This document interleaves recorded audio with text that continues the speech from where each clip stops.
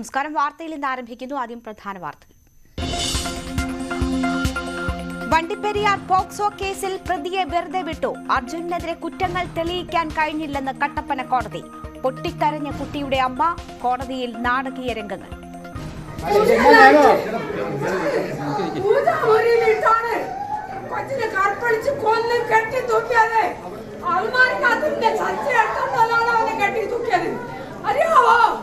ഞാൻ ചോറും കൊണ്ടു കൊടുത്തിട്ട് എന്റെ കുഞ്ഞിനെ ഞാൻ കൊടുത്തിട്ട് പോയതറിയാവോ?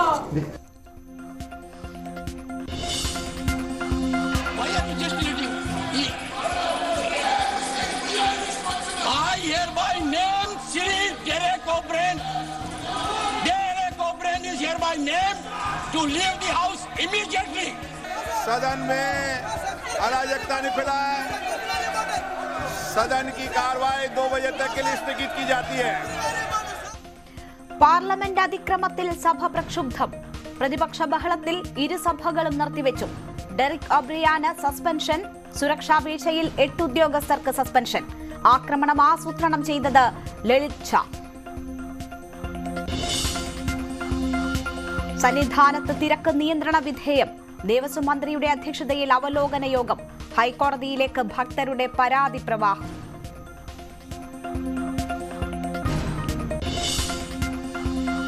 വയനാട്ടിലെ നരഭോജി കടുവയെ തിരിച്ചറിഞ്ഞു. പ്രജീഷിനെ ആക്രമിച്ചു കൊന്നത് WWL-45 കടുവ. കടുവയ്ക്കായി തെരച്ചിൽ. അരുൺ സഖറിയ വാഗേരിയിൽ. വനം വകുപ്പിനെതിരെ താമരശ്ശേരി ബിഷപ്പ്. കേന്ദ്രത്തിനെതിരെ വീണ്ടും മുഖ്യമന്ത്രി. കടമെടുപ്പ് പരിധി നിശ്ചയിക്കാൻ കേന്ദ്രത്തിന് അധികാരമില്ല. ഫെഡറൽ തത്വങ്ങളെ കേന്ദ്രം ബലി കഴിക്കുന്നു. സുപ്രീം കോടതി ഇടപെടൽ ഉണ്ടായില്ലെങ്കിൽ സാമ്പത്തിക ദുരന്തമുണ്ടാകുമെന്ന് മുഖ്യമന്ത്രി. ഗവർണർക്കെതിരായ SFI പ്രതിഷേധം നിയന്ത്രിക്കുന്നതിൽ മനഃപൂർവ്വ വീഴ്ചയില്ലെന്ന് കമ്മീഷണർ. പ്രതിഷേധം കണക്കിലെടുത്ത് അധിക സുരക്ഷ ഒരുക്കിയിരുന്നു. CH നാഗരാജു DGPക്ക് റിപ്പോർട്ട് നൽകി. SFI പ്രവർത്തകർക്ക് ജാമ്യമില്ല. ഗവർണർക്കെതിരെ മന്ത്രി ആർ ബിന്ദു. ISLൽ വിജയ വഴിയിലേക്ക് മടങ്ങിവരാൻ ബ്ലാസ്റ്റേഴ്സ്. എതിരാളികൾ പഞ്ചാബ് FC. മത്സരം ഡൽഹിയിൽ.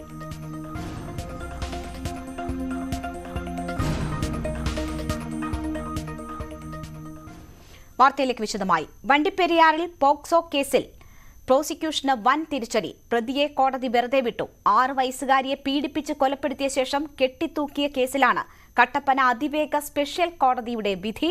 പ്രതി അർജുൻ കുറ്റക്കാരനല്ലെന്ന് കോടതി വിധിച്ചു. പ്രതിക്കെതിരെ ചുമത്തിയ കുറ്റങ്ങൾ തെളിയിക്കാൻ പ്രോസിക്യൂഷന് കഴിഞ്ഞില്ല എന്നാണ് പ്രത്യേക കോടതി ജഡ്ജി V മഞ്ജുവിന്റെ ഉത്തരവിൽ പറയുന്നത്. കൊലപാതകത്തിന് മുൻപ് കുട്ടി പീഡനത്തിനിരയായെന്ന വാദം കോടതി ശരിവെച്ചെങ്കിലും പ്രതിക്കെതിരെ ഇത് തെളിയിക്കാനായില്ല. 2021 ജൂൺ 30 വണ്ടിപ്പെരിയാർ ചുരക്കുളം എസ്റ്റേറ്റ് ലൈത്തിലാണ് കൊലപാതകം നടന്നത്. വിധി പ്രസ്താവത്തിന് പിന്നാലെ കോടതിയിൽ നടന്നത് നാടകീയ രംഗങ്ങൾ. കോടതി വിധിക്കെതിരെ കുട്ടിയുടെ ബന്ധുക്കൾ അതിവൈകാരിക പ്രതികരണവുമായി രംഗത്തു വന്നു.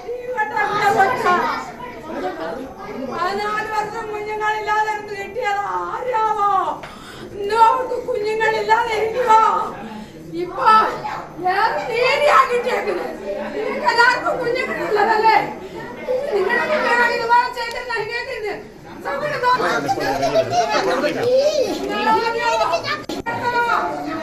എന്റെ കയ്യിൽ നിന്ന് ചോറ് കൊടുത്തി എന്റെ കൊച്ചു TV കണ്ടിരുന്ന കൊച്ചിനെ അവൻ പോയി പിടിച്ച് പീഡിപ്പിച്ച് അവൻ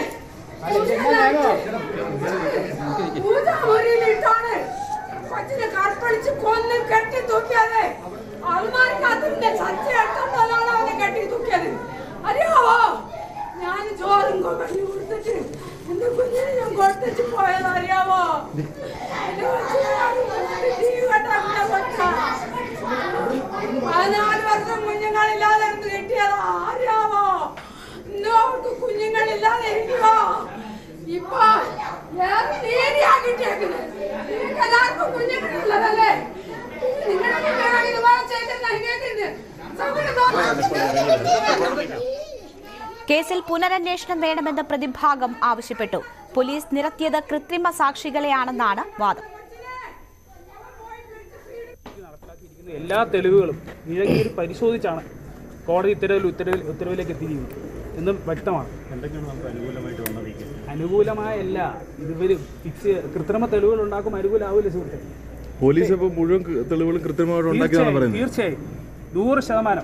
എന്ത് തെളിവാണ് പോലീസിൻ്റെ ഉള്ളത്? എന്ത് തെളിവാണ് പോലീസിൻ്റെ ഉള്ളത്? അവൻ DYFI നേതാവാണെന്നോ? അതാണോ തെളിവ്? അതായിരുന്നോ തെളിവ്? അതായിരുന്നല്ലോ പോലീസിന്റെ മെയിൻ ക്യാച്ച് വേർഡ് ഈ കേസിൽ മെയിനായിട്ട്. പിന്നെ പോലീസ് പറഞ്ഞു എന്തോ ശാസ്ത്രീയ തെളിവുകളുണ്ട്. യാതൊരുവിധ പ്രോപ്പറായിട്ടുള്ള കോടതി അപ്രീഷിയേറ്റ് ചെയ്യാൻ പറ്റുന്ന യാതൊരു ശാസ്ത്രീയ തെളിവുകളും കളക്ട് ചെയ്തിട്ടില്ല. ഞങ്ങൾ ഈ കേസിൽ റീഇൻവെസ്റ്റിഗേഷൻ ഡിമാൻഡ് ചെയ്യാണ്. യഥാർത്ഥ പ്രതി എവിടെ പോയി? ഈ ചോദ്യങ്ങൾക്ക് ഉത്തരം വേണമല്ലോ. ഞങ്ങളിതിൽ റീഇൻവെസ്റ്റിഗേഷൻ പറ്റുകയാണെങ്കിൽ ഞങ്ങൾ മുന്നോട്ട് പോകും. അത് തീർച്ചയായും ഞങ്ങൾ അവസാനം ഈ കോടതിയിൽ വാദം പറഞ്ഞു വെച്ചത് തന്നെ റീഇൻവെസ്റ്റിഗേഷൻ ഡിമാൻഡ് ചെയ്തുകൊണ്ടാണ്. വലിയ നാടകീയ രംഗങ്ങൾക്കാണ് കോടതി വിധിക്ക് ശേഷം കോടതിയും പരിസരവും സാക്ഷ്യം വഹിച്ചത്. തങ്ങൾക്ക് നീതി കിട്ടിയില്ല എന്നാണ് പെൺകുട്ടിയുടെ കുടുംബം പറയുന്നത്. അച്ഛന്റെ പ്രതികരണത്തിലേക്ക്. ഒരു പെൺകൊച്ചിനെ കൊന്ന് കൊല വിളിച്ചവനെ വെറുതെ വിട്ട് കോടതി ഇതാണോ ചെയ്യുന്നത്? ആ ജഡ്ജി ഒരു പെണ്ണല്ലേ? ഇങ്ങനെയാണ് ചെയ്യുന്നത്? ചാനലുകാരൊക്കെ വന്നേക്കുന്നു. സംഭവിച്ചതല്ലേ പറഞ്ഞേ? ഇന്നെന്നാ ചാനൽ നീ എടുക്കുന്നത്? എന്തിനാ നിങ്ങൾ എടുക്കുന്നത്? എടുക്കാനാ ചാനൽ?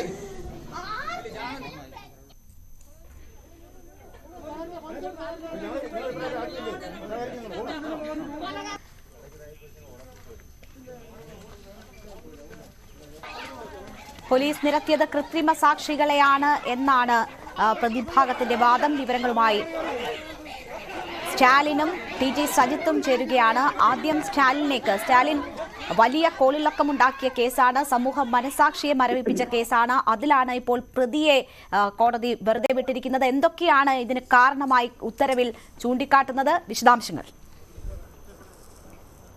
2021 ജൂണിലാണ്, ജൂൺ 30-നാണ് കേസിനാസ്പദമായ സംഭവം വണ്ടിപ്പെരിയാറിൽ നടക്കുന്നത്. വണ്ടിപ്പെരിയാർ ചൂരക്കുളം എസ്റ്റേറ്റിലെ 6 വയസ്സുകാരി ബലാത്സംഗം ചെയ്യുകയും അതോടൊപ്പം തന്നെ കൊലപ്പെടുത്തുകയും ചെയ്തു എന്നുള്ളതായിരുന്നു കേസ്.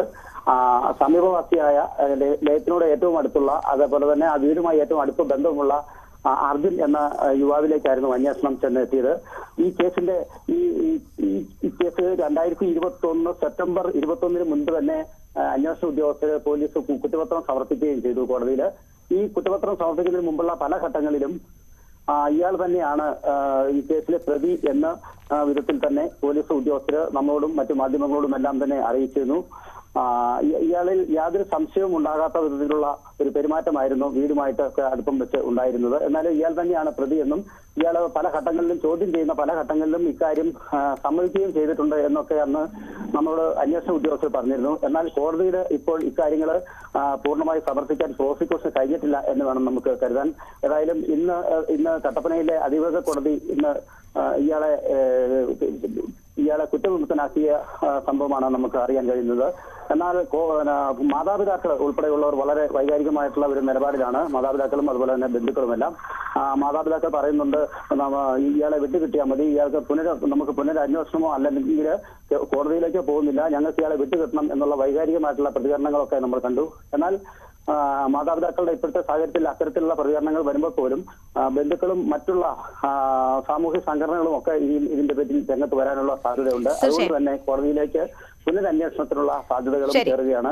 എന്തായാലും ഹൈക്കോടതി ഉൾപ്പെടെയുള്ള മേൽക്കോടതികളുടെ തീരുമാനത്തിൽ അനുസരിച്ച് തുടരുക. സ്റ്റാലിന്റെ പ്രതികരണങ്ങൾ ഈ വിഷയവുമായി ബന്ധപ്പെട്ട് വന്നുകൊണ്ടിരിക്കുകയാണ്. ഇപ്പോൾ ഡീൻ കുര്യാക്കോസ് MP നമുക്കൊപ്പം ടെലിഫോൺ ലൈനിൽ ചേരുന്നു. ഡീൻ, വലിയ രീതിയിൽ ചർച്ചയായ കേസാണ്. നാടിനെ നടുക്കിയ സംഭവമാണ്. ഒരു പിഞ്ചു കുഞ്ഞിനെ ബലാത്സംഗം ചെയ്ത് കൊന്ന കേസാണ്. അതിലാണ് ഒരു പോക്സോ കോടതിയുടെ വിധി ഇങ്ങനെ വരുന്നത്. ഞെട്ടിക്കുന്ന വിധി ആണ് ഉണ്ടായിട്ടുള്ളത്. ആ പ്രതിയെ വെറുതെ വിടുന്നു. വലിയ രോഷമാണ് കുടുംബാംഗങ്ങൾ ആ കോടതിയിൽ നടത്തിയത്. വലിയ നാടകീയ രംഗങ്ങൾക്ക് കോടതി വേദിയായി. താങ്കൾ എങ്ങനെയാണ് ഈ വിധി പ്രസ്താവത്തെ നോക്കിക്കാണുന്നത്? ഒരു കാരണവശാലും ഈ വിധി അംഗീകരിക്കാൻ പറ്റുന്ന കാര്യമല്ല. ഇതിൽ പ്രോസിക്യൂഷന്റെ വീഴ്ചയുണ്ട്, അതോടൊപ്പം തന്നെ അന്വേഷിച്ച പോലീസ് ഉദ്യോഗസ്ഥന്മാരുടെയും കാര്യത്തിൽ വീഴ്ച സംഭവിച്ചു. അതിനു വേണ്ടിയിട്ടുള്ള വലിയ ഗൂഢാലോചന നടന്നിട്ടുണ്ട്. കാരണം ഇതിന്റെ തെളിവുകളൊക്കെ വളരെ സ്പഷ്ടമായിരുന്നു. മാത്രമല്ല പ്രതി കുറ്റം സമ്മതിച്ച് പ്രതിയുടെ കുറ്റസമ്മതം ഉൾപ്പെടെ പൊതുസമൂഹത്തിൽ ചർച്ച ചെയ്യപ്പെട്ട് പോസ്റ്റ്മോർട്ടം റിപ്പോർട്ട് ഉൾപ്പെടെ പോസ്റ്റ്മോർട്ടം റിപ്പോർട്ട് എന്ന് പറയുന്നത് തന്നെ ബലാത്സംഗവും അതിനുശേഷമുള്ള കൊലപാതകവുമാണ് എന്ന് തെളിയിക്കപ്പെട്ടതാണ്. അപ്പൊ അത് ഇങ്ങനെ ഏത് വിധത്തിൽ വന്നു എന്നുള്ളതിനെ സംബന്ധിച്ച് വളരെ ആശ്ചര്യമാണ്. ഒരു കാരണവശാലും അംഗീകരിക്കാൻ പറ്റുന്ന കാര്യമല്ല.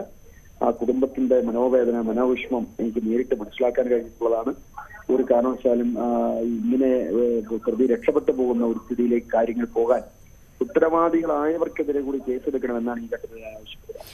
ഉന്നതമായ CPM നേതാക്കന്മാർക്ക് ഉൾപ്പെടെ ഈ ഗൂഢാലോചനയിൽ പങ്കുണ്ട് എന്നുള്ളതാണ് ഞാൻ മനസ്സിലാക്കുന്നത്. കാരണം അല്ലാത്രത്തോളം എങ്ങനെ ഒരു ഡിവൈഎഫ്ഐക്കാരനായ പ്രതിയെ ഇങ്ങനെ തെളിവുകൾ തേച്ച് മാറ്റി രക്ഷപ്പെടുത്താൻ കഴിയും എന്നുള്ളത് നമുക്ക് ചിന്തിക്കാൻ പറ്റാവുന്നതാണ്. അതുകൊണ്ട് 100% ഇക്കാര്യത്തിൽ ഗൂഢാലോചന നടന്നിട്ടുണ്ട്. CPMന്റെ ഉന്നത നേതാക്കന്മാർ ഉൾപ്പെടെ ഈ കേസ് അട്ടിമറിക്കാൻ പരിശ്രമിച്ചിട്ടുണ്ട് എന്ന കാര്യത്തിൽ യാതൊരു സംശയമില്ല. ശ്രീ ഡീൻ കുര്യാക്കോസ്, ഇവിടെ ഇപ്പോൾ കുടുംബാംഗങ്ങൾ വലിയ രീതിയിലുള്ള രോഷപ്രകടനം ഇതിൽ നടത്തുന്നുണ്ട്. അപ്പോൾ പോലും അവർ കോടതിയെ, ഈ വിധിയെയാണ് കുറ്റം പറയുന്നത്. പ്രോസിക്യൂഷൻ ഏതെങ്കിലും തരത്തിൽ വാളിച്ചകൾ സംഭവിച്ചു എന്ന ഡയറക്റ്റ് ആയിട്ടുള്ള ആരോപണം അവരുടെ ഭാഗത്തു നിന്നും ഉണ്ടാകുന്നില്ല. മറ്റൊന്ന്, ഈ പ്രതിഭാഗം അഭിഭാഷകൻ മാധ്യമങ്ങളെ കണ്ടപ്പോൾ പറഞ്ഞത് അവർ തന്നെ പുനരന്വേഷണം ആവശ്യപ്പെടും യഥാർത്ഥ പ്രതിയെ പിടിക്കാൻ എന്നതാണ്.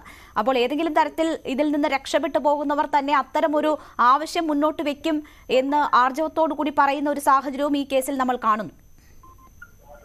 തെളിവുകൾ തേച്ചു മാച്ച് കളഞ്ഞിട്ടുണ്ട് എങ്കിൽ അക്കാര്യത്തിൽ വലിയ പ്രശ്നമുണ്ട്. എന്താണ് അതിന്റെ വസ്തുത എന്നുള്ളത് നമ്മൾ മനസ്സിലാക്കേണ്ടിയിരിക്കുന്നു. ഏതായാലും പ്രോസിക്യൂഷൻ ആയിരുന്നു അക്കാര്യം ശ്രദ്ധിക്കേണ്ടിയിരുന്നത്. അത് ഏത് തരത്തിലാണ് അതിന്റെ തെളിവുകൾ അട്ടിമറിക്കപ്പെട്ടിരിക്കുന്നത് എന്നുള്ളത് ബോധ്യപ്പെടണം. കേസ് അപ്പീലിന് പോകണം എന്നുള്ള കാര്യത്തിൽ യാതൊരു സംശയമില്ല. ഏതായാലും പോസ്റ്റ്മോർട്ടം റിപ്പോർട്ടും മറ്റു കാര്യങ്ങളും ഒക്കെയും വളരെ ആധികാരികതയോടുകൂടി തന്നെയാണ് പ്രതിയുടെ കുറ്റസമ്മതത്തെ സാധൂകരിക്കുന്ന വിധത്തിൽ കാര്യങ്ങൾ വന്നത്. അതെല്ലാം കോടതി മുറിയിൽ ഏത് വിധത്തിൽ അട്ടിമറിക്കപ്പെട്ടു എന്നുള്ളത് പരിശോധിക്കണം. ഏതായാലും ഈ കാര്യത്തിൽ അവിടെ മരണപ്പെട്ട കുടുംബത്തിന് നീതി ലഭിക്കുന്ന വിധത്തിലുള്ള ഒരു ഭരണപരമായിട്ടുള്ള ഇടപെടൽ ഗവൺമെന്റ് ഭാഗത്ത് ഉണ്ടാകാത്തത് അത് ഉന്നതമായ പാർട്ടിയുടെ നേതൃത്വത്തിന്റെ ഇടപെടൽ കൊണ്ടാണ് എന്ന് ആണ് ഞാൻ വിശ്വസിക്കുന്നത്. ശരി, വളരെ നന്ദി ശ്രീ ഡീൻ കുര്യാക്കോസ് ഞങ്ങളോട് ഈ അവസരത്തിൽ സഹകരിച്ചതിന്. എന്തായാലും കേസ് അട്ടിമറിക്കപ്പെട്ടു എന്ന് തന്നെയാണ് അദ്ദേഹം സൂചിപ്പിക്കുന്നത്. പല വിധത്തിലുള്ള ഗൂഢാലോചനകൾ നടന്നു, തെളിവുകൾ നശിപ്പിക്കപ്പെട്ടു എന്ന ഒരാരോപണം കൂടി ഡീൻ കുര്യാക്കോസ് MP ഉയർത്തുകയാണ്. സ്റ്റാലിൻ തുടരുന്നുണ്ട്. സ്റ്റാലിൻ, ഇതുമായി ബന്ധപ്പെട്ട്, ഈ കേസുമായി ബന്ധപ്പെട്ട് കോടതി വിധി വന്നതിന് ശേഷം അതിവൈകാരികമായ പ്രതികരണങ്ങളാണ് ആ കുടുംബാംഗങ്ങളുടെ ഭാഗത്തു നിന്നും ഉണ്ടാകുന്നത് കണ്ടത്. ഇതിപ്പോൾ തുടർ നിയമ നടപടികൾ, അതിനുള്ള സാധ്യതകളൊക്കെയുണ്ട്. പ്രോസിക്യൂഷൻ അഭിഭാഷകന്റെ പ്രതികരണം ലഭ്യമായിട്ടുണ്ടോ? കുടുംബാംഗങ്ങൾ തുടർ നിയമ പോരാട്ടങ്ങൾ സംബന്ധിച്ച് സൂചന നൽകിയിട്ടുണ്ടോ? രേണുക, കുടുംബാംഗങ്ങള്, കുട്ടിയുടെ ബന്ധുക്കള്, കുടുംബാംഗങ്ങള് എല്ലാം, പ്രത്യേകിച്ചും മാതാപിതാക്കള് ഇക്കാര്യത്തില് വളരെ വൈകാരികമായിട്ടുള്ള ഒരു നിലപാട് ഒക്കെ നമ്മളോട് സൂചിപ്പിച്ചിരുന്നു. ഇത്തരത്തില് പ്രതിനെ ഇനി ഒരു അന്വേഷണത്തിന് വിടേണ്ടതല്ല, ഞങ്ങൾക്ക് നേരിട്ട് കിട്ടണം എന്നുള്ള രീതിയിലൊക്കെയുള്ള വൈകാരികമായിട്ടുള്ള ചില പ്രതികരണങ്ങളുണ്ടായിരുന്നു. എങ്കിലും അതിനെല്ലാം അപ്പുറം കുട്ടിയുടെ ബന്ധുക്കളും മറ്റുള്ള സാമൂഹിക പ്രവർത്തകരും സംഘടനകളും എല്ലാം ആവശ്യപ്പെടുന്നതും അവരുടെ ഒരു നിലപാടും ഈ കേസിലെ തുടർ അന്വേഷണം വേണം, പുനരന്വേഷണം വേണം എന്നുള്ളതാണ്. എന്തുകൊണ്ടാണ് ഇത്തരത്തില് വളരെ വസ്തുനിഷ്ഠമായ രീതിയിൽ പോലീസും അന്വേഷണ ഉദ്യോഗസ്ഥരും ഒന്ന് തുടരുക സ്റ്റാലിൻ. ഇപ്പോൾ ശ്രീ CV വർഗീസ്, CPM ഇടുക്കി ജില്ലാ സെക്രട്ടറി നമുക്കൊപ്പം ടെലിഫോൺ ലൈനിൽ ചേരുകയാണ്. ശ്രീ CV വർഗീസ്, വലിയ രീതിയിൽ ചർച്ചയായ ഒരു കേസാണ്. ഒരു പിഞ്ചു കുഞ്ഞിനെ, അതിനെ 3 വയസ്സ് മുതൽ ലൈംഗികമായി പീഡിപ്പിച്ച് 6ാം വയസ്സിൽ അതിനെ അതിക്രൂരമായി കൊന്നുകളഞ്ഞ മനുഷ്യ മനസാക്ഷിയെ മരവിപ്പിച്ച കേസാണ്. അതിൽ ആ പ്രതി വെറുതെ വിടുന്ന ഒരു സാഹചര്യം കോടതിയിൽ ഉണ്ടായിരിക്കുന്നു. താങ്കൾ എങ്ങനെ ഇതിന്റെ വിധി പ്രസ്താവത്തെ കാണുന്നു? അല്ല, ആ കുടുംബത്തിന് നീതി ലഭിക്കണമെന്നുള്ള കാര്യത്തിൽ CPMന് രണ്ട് പക്ഷമില്ല. കേസിന്റെ അന്വേഷണത്തിലോ പ്രോസിക്യൂഷന്റെ ഇടപെടലോ ഏതെങ്കിലും തരത്തിലുള്ള അപാകത ഉണ്ടായിട്ടുണ്ടെങ്കിൽ അത് ഗൗരവമായി ഗവൺമെന്റ് തലത്തിൽ ഇടപെട്ട് പുനരന്വേഷണം നടത്തി അവർക്ക് നീതി ലഭിക്കുന്നതിന് ആവശ്യമായിട്ടുള്ള നിലപാട് സ്വീകരിക്കുന്നതിന് CPMന് സാധ്യമായതെല്ലാം ചെയ്യും. ശ്രീ CV വർഗീസ്, വലിയ രീതിയിൽ ചർച്ചയായ കേസാണ്, ആ പ്രാധാന്യത്തോടു കൂടി കണ്ട കേസാണെന്ന് പറഞ്ഞല്ലോ. അപ്പോൾ ഈ പ്രാഥമികമായി വരുന്ന ഈ വിധിയിലായിരുന്നുവല്ലോ ആ കുടുംബത്തിന് നീതി ലഭിക്കേണ്ടത്, ആ കുഞ്ഞിന് നീതി ലഭിക്കേണ്ടത്. അവിടെ എന്ത് സംഭവിച്ചു എന്നാണ് താങ്കൾ മനസ്സിലാക്കുന്നത്? പ്രതിയെ വെറുതെ വിട്ടു? ഒന്നെങ്കിൽ പ്രോസിക്യൂഷന്റെ ഭാഗത്ത് വീഴ്ച ഉണ്ടാവാം, ഇല്ല അന്വേഷണ ഉദ്യോഗസ്ഥന്മാരുടെ ഭാഗത്ത് വീഴ്ച ഉണ്ടാവാം. അതെന്തായാലും ഒരു പുനരന്വേഷണം നടത്തി ആ കുട്ടിക്ക് അവരുടെ കുടുംബത്തിന് നീതി കിട്ടുന്നതിന് വേണ്ടിയുള്ള ഏത് ഇടപെടലും CPM-ന് സാധ്യമായ എല്ലാ കാര്യവും ചെയ്യും. ഇവിടെ അല്പം മുൻപ് ഡീൻ കുര്യാക്കോസ് NP ഉൾപ്പെടെയുള്ളവർ നമ്മളോട് പ്രതികരിച്ചിരുന്നു. അവർ പറഞ്ഞത് ഈ പ്രതിയുടെ രാഷ്ട്രീയം എന്താണ് എന്നത് കേസ് നടക്കുന്ന സമയത്ത് തന്നെ ചർച്ചയായിരുന്നതാണ്. അപ്പോൾ ഡിവൈഎഫ്ഐ പ്രവർത്തകനാണ് ഈ വലിയ രീതിയിലുള്ള ഗൂഢാലോചന ആ പ്രതിയെ രക്ഷിച്ചെടുക്കാൻ നടന്നു എന്ന ആരോപണമാണ് ഉന്നയിക്കുന്നത്. അതിൽ ഡീൻ കുര്യാക്കോസ് ഏതൊരു വിഷയത്തെ രാഷ്ട്രീയമായി കാണുന്നതാണ്. ഞങ്ങൾ ഈ കാര്യത്തിൽ രാഷ്ട്രീയമൊന്നും കാണുന്നില്ല. പിന്നെ ആരെങ്കിലും പറഞ്ഞാലുള്ള ഡിവൈഎഫ്ഐയുടെ ഒരു മെമ്പർഷിപ്പോ പ്രവർത്തനമുണ്ടെങ്കിലോ ഡിവൈഎഫ്ഐക്കാരാണെന്ന് വരുത്തി തീർത്ത് ഞങ്ങളുടെ പക്ഷം ഡീൻ കുര്യാക്കോസിന്റെ രാഷ്ട്രീയ താല്പര്യമല്ല. ഈ കാര്യത്തിൽ ഞങ്ങൾക്ക് മനസാക്ഷിപൂർവമായ നീതി ലഭിക്കണം, സാമൂഹ്യ നീതി ലഭിക്കണം. ആ സാമൂഹ്യ നീതി നിഷേധിക്കപ്പെട്ട ഒരു വിധിയാണ് ഇപ്പോൾ ഉണ്ടായിട്ടുള്ളത്. അത് ലഭിക്കാൻ സാധ്യമായതെല്ലാം ഇടപെടും. പിന്നെ ഏത് വിഷയത്തെയും സങ്കുചിതമായ രാഷ്ട്രീയത്തിനോട് നിലപാട് സ്വീകരിക്കുന്ന ഡീൻ കുര്യാക്കോസിന്റെ അഭിപ്രായത്തിനോടൊന്നും ഞങ്ങൾക്കൊരു യോജിപ്പില്ല. അത് അദ്ദേഹം അതങ്ങനെയാണ്. ഈ പെരകത്തുമോ വാഴവെട്ടോ എന്ന് പറഞ്ഞ പോലുള്ള രാഷ്ട്രീയ താല്പര്യമാണ്. ആ രാഷ്ട്രീയ താല്പര്യമൊന്നും ഈ കാര്യത്തിൽ CPM-നില്ല. പക്ഷേ ശ്രീ CV വർഗീസ്, ഇവിടെ നോക്കൂ, കൃത്യമായ സാക്ഷിമൊഴികൾ ഉണ്ടായിരുന്നു, തെളിവുകൾ ഉണ്ടായിരുന്നു, ശാസ്ത്രീയമായ തെളിവുകൾ ഉൾപ്പെടെ ഉണ്ടായിരുന്നു. അതിനുശേഷവും ഈ പ്രതി ശിക്ഷ കുറഞ്ഞു പോയതെന്നല്ല നമ്മൾ ചർച്ച ചെയ്യുന്നത്. ആ പ്രതിയെ വെറുതെ വിട്ടിരിക്കുകയാണ്. അപ്പോൾ ആ ഗൗരവമുള്ള കാര്യമാണ്. ആ ഗൗരവമായിട്ടുള്ള അന്വേഷണം പ്രോസിക്യൂട്ടറുടെ ഭാഗത്ത് നിന്ന് വീഴ്ച ഉണ്ടായിട്ടുണ്ടോ? അന്ന് സ്പെഷ്യൽ പ്രോസിക്യൂട്ടർ വെക്കുന്നതിന് വേണ്ടി ഗവൺമെന്റ് ഞാൻ മനസ്സിലാക്കുന്ന ഇടപെടുന്നു.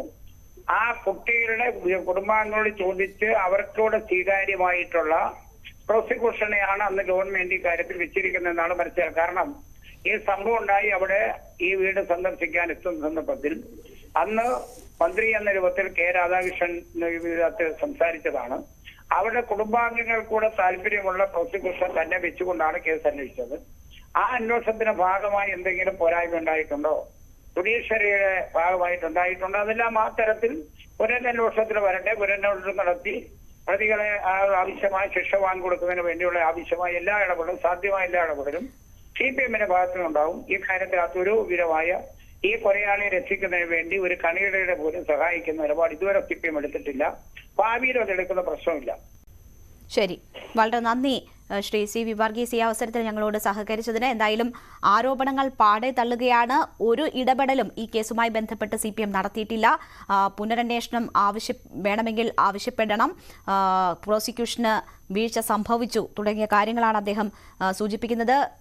നമുക്കൊപ്പം TG സജിത്ത് കൂടി വിവരങ്ങളുമായി ചേരുകയാണ്. സജിത്ത്, വലിയ രീതിയിൽ കേരളം ചർച്ച ചെയ്തതാണ് ഒരു പിഞ്ചു കുഞ്ഞിനെ, അതിന് ഓർമ്മയുറയ്ക്കും മുൻപ് 3 വയസ്സ് മുതൽ തുടർച്ചയായി പീഡിപ്പിച്ച് 6-ാം വയസ്സാകുമ്പോൾ അതിനെ കൊന്നുകളയുന്ന അതിക്രൂരമായ സംഭവത്തിനാണ് കേരളം സാക്ഷ്യം വഹിച്ചത്. അതിലെ പ്രതി ശിക്ഷ കുറഞ്ഞുപോയി എന്നതല്ല, അതാ വെറുതെ വിടുന്ന ഒരു സാഹചര്യം കോടതിയിൽ ഉണ്ടാകുന്നു. കോടതിയിൽ എപ്പോഴും തെളിവുകൾക്കാണ് പ്രാമുഖ്യം ലഭിക്കുക. എവിടെയൊക്കെ എങ്ങനെയൊക്കെ വീഴ്ച സംഭവിച്ചു എന്നതാണ് നമ്മൾ മനസ്സിലാക്കേണ്ടത്. പ്രോസിക്യൂഷന്റെ വീഴ്ച, ഇക്കാര്യത്തിൽ ഒരു തർക്കവുമില്ല. പ്രോസിക്യൂഷന് പിഴവ് പറ്റി. പ്രോസിക്യൂഷൻ കോടതിയിൽ വാദിച്ചത് ഇപ്പോൾ പ്രതിയായി അവതരിപ്പിച്ച അർജുൻ നേരത്തെ കുറ്റസമ്മതമൊഴി ഉള്ളതാണ്. പിന്നീട് ഇപ്പോൾ കോടതിയിൽ തെളിവുകൾ ഉണ്ടായില്ല എന്ന വാദമുണ്ടാവുന്നത് എങ്ങനെയെന്ന് പ്രോസിക്യൂഷൻ്റെ വാദമുണ്ട്. പക്ഷേ പിഴവുകൾ പറ്റിയത് പ്രോസിക്യൂഷൻ്റെ ഭാഗത്ത് തന്നെയാണ്. കാരണം ഒന്നുകിൽ ഈ പ്രതിക്കെതിരായ കൃത്യമായ തെളിവുകൾ കോടതിയിൽ കൊണ്ടുവരാൻ പ്രോസിക്യൂഷൻ പരാജയപ്പെട്ടു, അതല്ലെങ്കിൽ പ്രതിയെ കണ്ടെത്തിയതിൽ ചില പിഴവുകൾ പറ്റിയിരിക്കാം. ഈ 2 കാര്യത്തിലായാലും നീതി നിഷേധം ഉണ്ടാകുന്നത് ആ കുടുംബത്തിനാണ് എന്ന പ്രധാനപ്പെട്ട കാര്യമാണ്.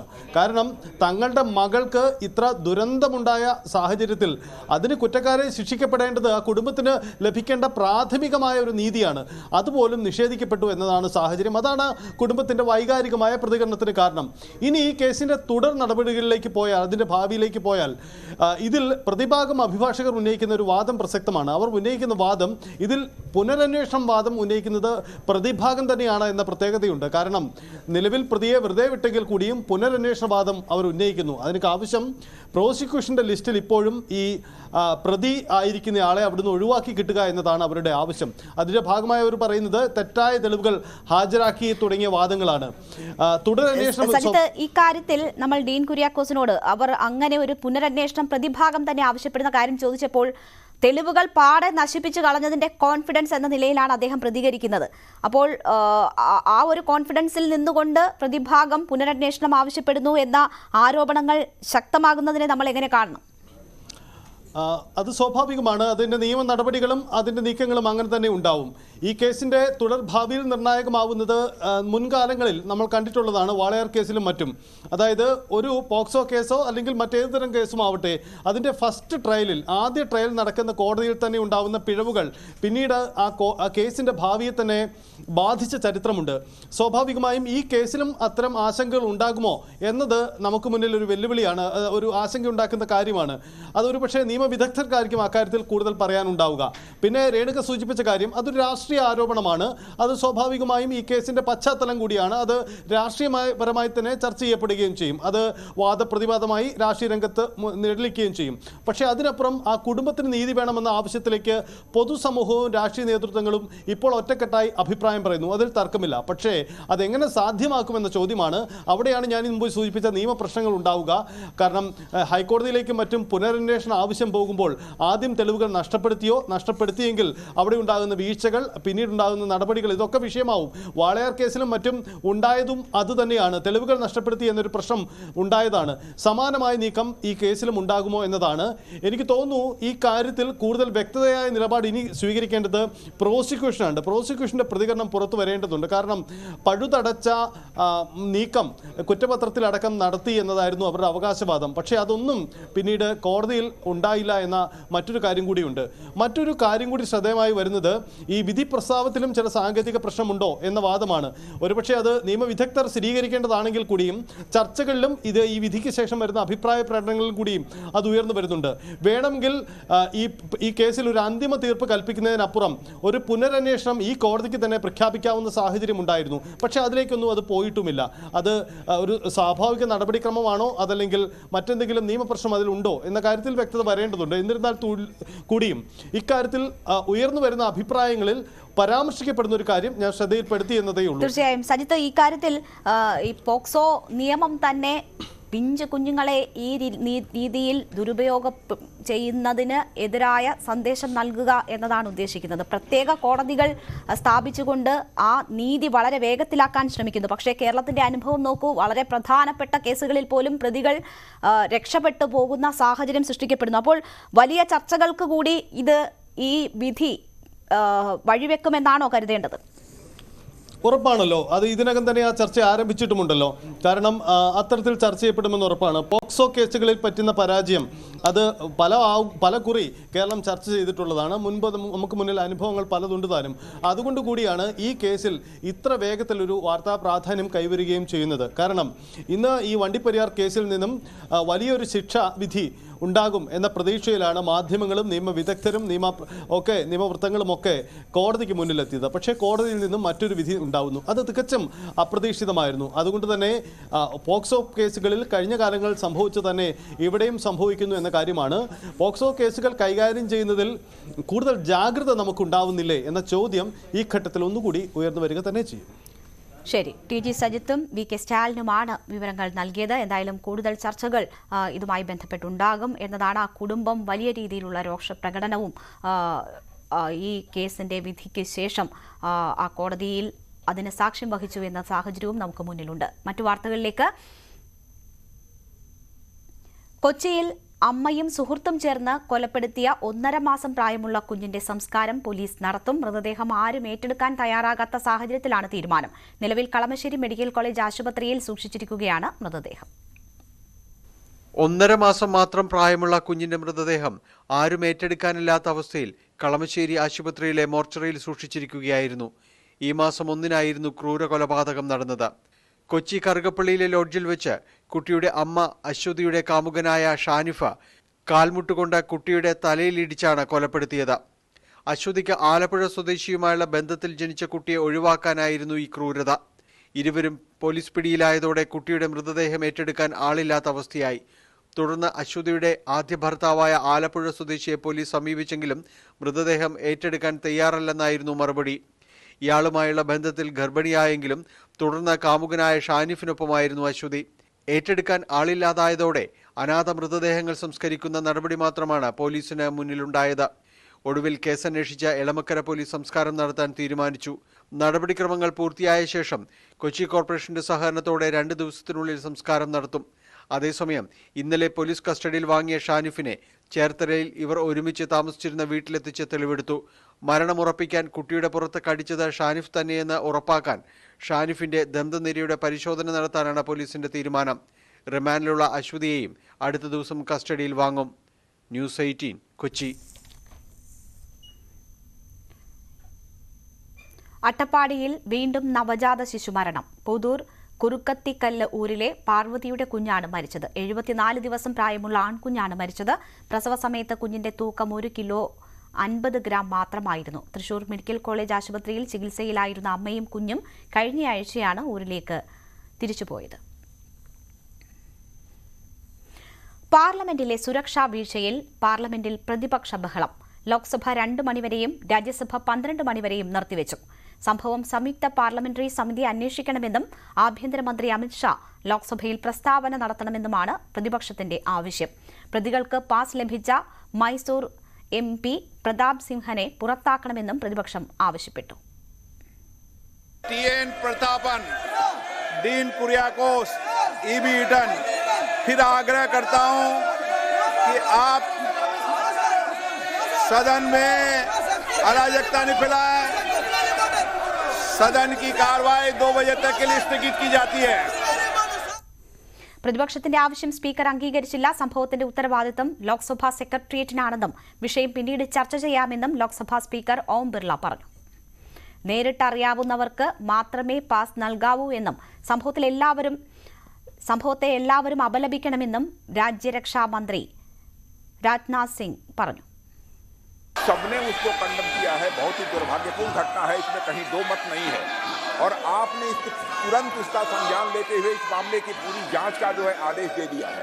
मैं समझता हूं कि भविष्य में हम सारे सांसद, चाहे वो पक्ष के हों अथवा प्रतिपक्ष के हों, सभी को सावधानी बरतने की आवश्यकता है. ताकि जिनको भी हम पास देते हैं ऐसे व्यक्ति को पास न दिया जाए जो जाकर इस प्रकार की अराजक स्थिति संसद भवन के अंदर पैदा कर दे. यह हम सभी को, केवल सत्ता पक्ष ही नहीं बल्कि दूसरे पक्ष के लोगों को भी यह सावधानी बरतने की जरूरत है. और आपने तुरंत संज्ञान लेकर इस मामले का अध्यक्ष महोदय आपने जांच का आदेश दिया है और अन्य भी जो प्रिकॉशन भविष्य में लिए जा सकते हैं वह लिए जाएंगे. और अध्यक्ष महोदय आपकी जानकारी में मैं यह भी लाना चाहता हूँ कि यह हमारा ये पुराना संसद भवन है, उसमें भी इस प्रकार से बराबर जो नारेबाजी की घटनाएं और पेपर फेंकना और तरह तरह की जंपिंग की घटनाएं पिछले जो हमारा पहले का पार्लियामेंट है उसमें भी पहले हो चुकी हैं. मैं समझता हूं कि सभी को मिलकर इस घटना को कंडेम करना चाहिए और जांच रिपोर्ट जो आपने दी है और साथ ही भविष्य में क्या क्या प्रिकॉशंस लिए जाने चाहिए इसका भी आपने निर्देश दिया है अध्यक्ष महोदय. तो मैं समझता हूं कि इस प्रकार से इस संसद के अंदर अराजक स्थिति पैदा करने का कोई औचित्य नहीं है. രാജ്യസഭയിൽ നടുത്തളത്തിലിറങ്ങി പ്രതിഷേധിച്ചതിന് TMC MP ഡെറിക് ഒബ്രയാനെ സസ്പെൻഡ് ചെയ്തു. സംഭവത്തിൽ 8 സുരക്ഷാ ജീവനക്കാരെ സസ്പെൻഡ് ചെയ്തു. ലോക്സഭാ സെക്രട്ടേറിയറ്റിന്റേതാണ് നടപടി. അതേസമയം കേസിൽ അറസ്റ്റിലായ 5 പ്രതികളെയും വിശദമായി ചോദ്യം ചെയ്യുകയാണ്. ലളിത് ഝായാണ് കേസിലെ മുഖ്യ ആസൂത്രകനെന്നും മനോജ് രഞ്ജനാണ് ബുദ്ധികേന്ദ്രമെന്നും പോലീസ് പറഞ്ഞു. പാർലമെന്റിൽ അതിക്രമിച്ച് കയറുന്നതിന് അരമണിക്കൂർ മുൻപ് ഇന്ത്യ ഗേറ്റിന് സമീപം പ്രതികൾ ഒത്തുചേർന്നു. സർക്കാർ നയങ്ങളോടുള്ള എതിർപ്പാണ് പ്രതിഷേധങ്ങൾക്ക് കാരണമെന്നാണ് പ്രതികളുടെ മൊഴി. പ്രതികൾ ഫേസ്ബുക്കിലൂടെയാണ് പരിചയപ്പെട്ടതെന്ന വിവരവും പുറത്തുവന്നു. പ്രതി മനോരഞ്ജൻ പ്രതാപ് സിംഗിന്റെ ഓഫീസിലെ സ്ഥിരം സന്ദർശകനാണ്. പാർലമെന്റിൽ കനത്ത സുരക്ഷയാണ് ഏർപ്പെടുത്തിയിരിക്കുന്നത്. പ്രധാന കവാടത്തിലൂടെ MPമാരെ മാത്രമാണ് കടത്തിവിടുന്നത്. വിവരങ്ങളുമായി സുവി വിശ്വനാഥ് ചേരുകയാണ്. സുവി, ഇതിൽ JPC അന്വേഷണം എന്ന ആവശ്യമാണ് പ്രതിപക്ഷം മുന്നോട്ട് വയ്ക്കുന്നത്. എന്താണ് സ്പീക്കർ ഇതിന് മറുപടിയായി പറഞ്ഞത്? അമിത്ഷായുടെ വിശദീകരണം സഭയിൽ വേണമെന്ന ആവശ്യവും പ്രതിപക്ഷം മുന്നോട്ട് വെച്ചിരുന്നു. രണ്ടും നിരാകരിക്കുന്നത് എന്ത് കാരണങ്ങൾ ചൂണ്ടിക്കാട്ടിയാണ്?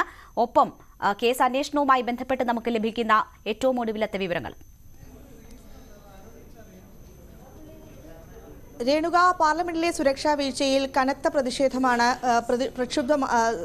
പ്രക്ഷോഭമാണ് പാർലമെന്റിൽ ഉണ്ടായത്. ലോക്സഭയിലും രാജ്യസഭയിലും വലിയ തോതിലുള്ള ഒച്ചപ്പാടുകളും ബഹളവും ഉണ്ടായി. വലിയ തോതിലുള്ള മുദ്രാവാക്യങ്ങൾ പ്രതിപക്ഷാംഗങ്ങൾ ഉയർത്തി. പ്രധാനമായും 3 ആവശ്യങ്ങളാണ് പ്രതിപക്ഷം ഉന്നയിച്ചത്. ഒന്ന്, JPC അന്വേഷണം, സംയുക്ത പാർലമെന്ററി സമിതിയുടെ അന്വേഷണം ഇതുമായി ബന്ധപ്പെട്ട് നടത്തണം. രണ്ടാമത്തേത്, അമിത്ഷാ ഇതുമായി ബന്ധപ്പെട്ട് ലോക്സഭയിൽ പ്രസ്താവന ഇറക്കണം. മൂന്നാമത്തേത്, മൈസൂർ MP പ്രതാപ് സിംഹൻ അദ്ദേഹത്തിന്റെ പാസ് ഉപയോഗിച്ചാണ് ഈ പ്രതികൾ അകത്ത് വന്നത്.